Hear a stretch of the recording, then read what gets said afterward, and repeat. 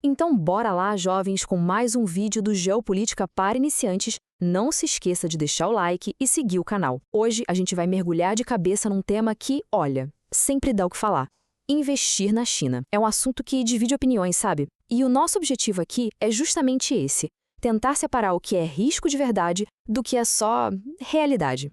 E a grande pergunta é essa, né? China é para correr ou é para tentar entender o que está acontecendo? Tem muita informação por aí, muito ruído, e a ideia hoje é dar uma peneirada em tudo isso e chegar numa conclusão mais clara para quem pensa em investir. Ok, vamos começar sendo bem honestos aqui? Muita gente, e eu me incluo nessa no começo, tinha um pé atrás bem grande com a China. Sabe por quê? Porque a gente acaba consumindo muito conteúdo que vem do Ocidente. E esse conteúdo pintava um cenário bem específico, digamos assim. E essa citação aqui resume tudo. A gente ouve tanto uma coisa que acaba tratando como verdade absoluta. Reconhecer esse ponto de partida, essa desconfiança que foi construída, é o primeiro passo para a gente conseguir enxergar a imagem completa. É impressionante como uma narrativa dominante pode influenciar nossas decisões, né? A chave só vira mesmo quando a gente para de ouvir só a opinião geral e começa a olhar o que os peixes grandes, os maiores investidores do mundo, estão fazendo de verdade com o dinheiro deles. E aí vem a surpresa. Eles estavam indo na contramão de tudo que a gente ouvia. E aqui está um exemplo que faz a gente parar para pensar. Pensa só, 2008, crise financeira mundial, todo mundo em pânico. O que o Warren Buffett faz? Vai lá e coloca 230 milhões de dólares numa empresa chinesa de carros elétricos chamada BYD. Foi um movimento que, na época, muita gente achou uma loucura. E o resultado dessa loucura, um retorno de mais de 30 vezes o valor que ele investiu. É o tipo de coisa que mostra que, enquanto a maioria via só o risco, alguns poucos enxergavam uma oportunidade gigantesca, muito antes de todo mundo. E não foi só o Buffett, não. A BlackRock, que é simplesmente a maior gestora de dinheiro do planeta, também tem um monte de fundos focados só na China. Isso mostra que não é um caso isolado, né? O dinheiro mais inteligente do mundo vê um valor estratégico e de longo prazo por lá.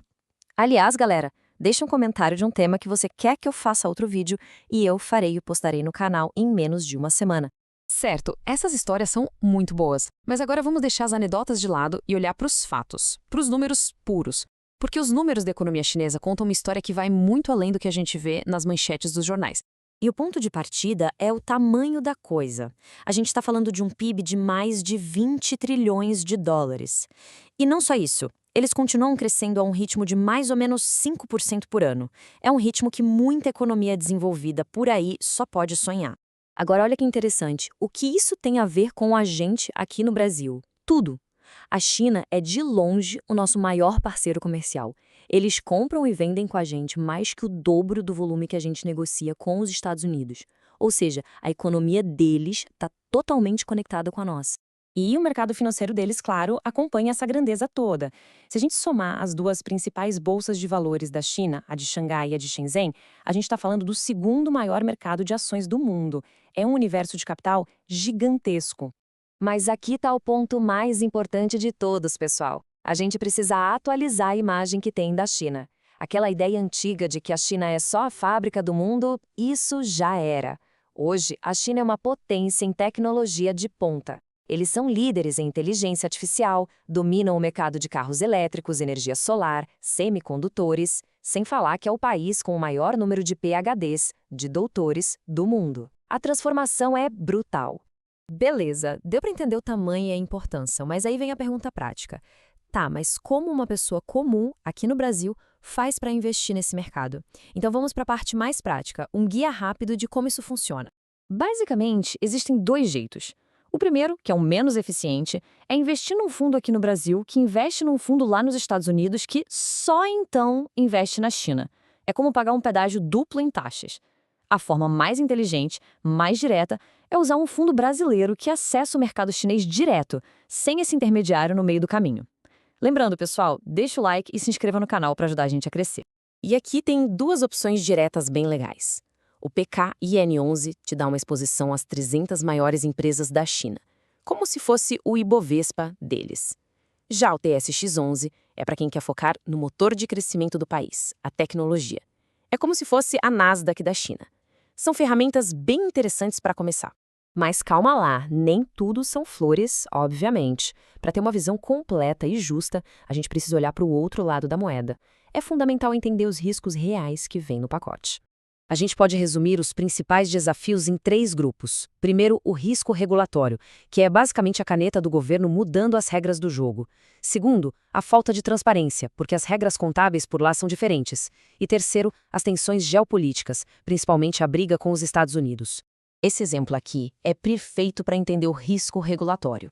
Em 2021, do nada, o governo chinês decidiu mudar as regras para empresas de educação privada. O resultado? As ações dessas empresas basicamente viraram um pó, caíram mais de 50%. Isso mostra o poder que o Estado tem por lá e também reforça por que investir de forma diversificada através de um ETF pode ser mais seguro do que escolher uma única empresa.